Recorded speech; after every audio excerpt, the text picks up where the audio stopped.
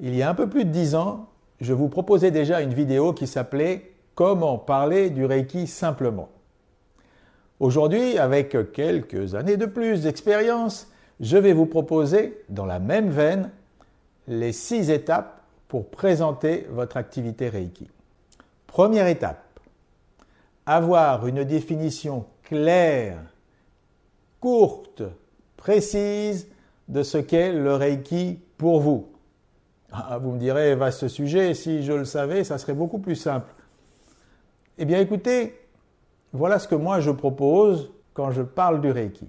Je dis que le Reiki est une méthode japonaise d'harmonisation énergétique. Vous me direz, c'est un peu court. Mais oui, c'est court, c'est simple, c'est précis et à la fois, ça amène à l'étape numéro 2.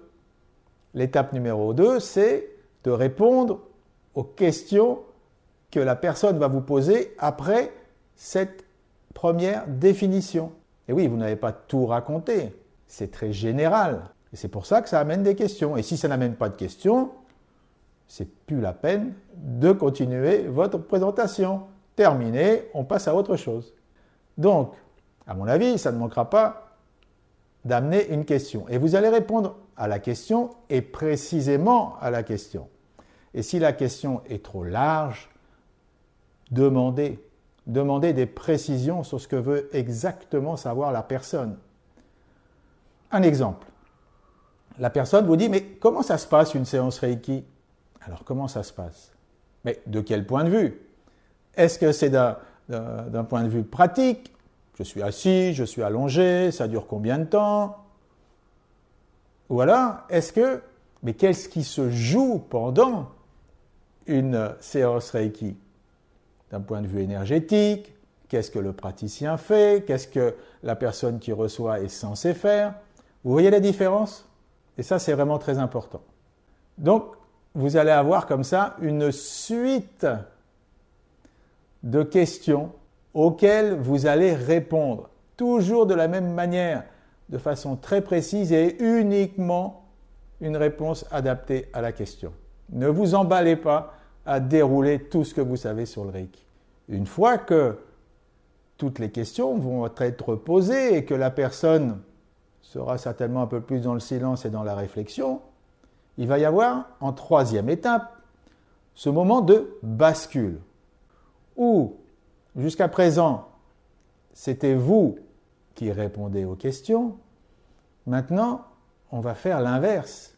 Ça veut dire qu'on va à notre tour poser une question à la personne et c'est elle qui va devenir le centre de la discussion. Et nous, on va se retrouver, comme lors d'une séance de Reiki, en tant qu'accompagnateur dans une écoute active. Par exemple, je vais lui poser cette question. Et toi, as-tu certains aspects de ta vie que tu aimerais voir plus harmonieux? C'est un exemple. Et là, la personne va pouvoir dérouler et elle va faire ce que tout le monde adore, c'est-à-dire parler de soi. Et là, on se place déjà en tant qu'accompagnant et on est en train de créer cette relation de confiance. Étape numéro 5, quand la personne a exposé ses difficultés, ses douleurs, on va lui proposer, là, tout de suite, une petite pratique, 10 minutes, histoire de goûter au Reiki. Ça peut être une harmonisation des chakras, ça peut être quelques positions des mains de manière intuitive, ça peut être, selon votre niveau, plein d'autres petits moments où la personne va, comme ça, le plus simplement possible, goûter, ressentir cette énergie Reiki. C'est là qu'on plante la petite graine. Après, ça prend ou ça ne prend pas. Et enfin, la 6e étape, proposer d'aller plus loin si ça convient à la personne. Un suivi, on va lui parler des 4 séances, on va lui parler du fait que c'est possible d'alterner des séances en présentiel et des séances à distance, si vous êtes formé pour, bien sûr. Vous voyez le principe? Avec cela, vous suivez le canevas.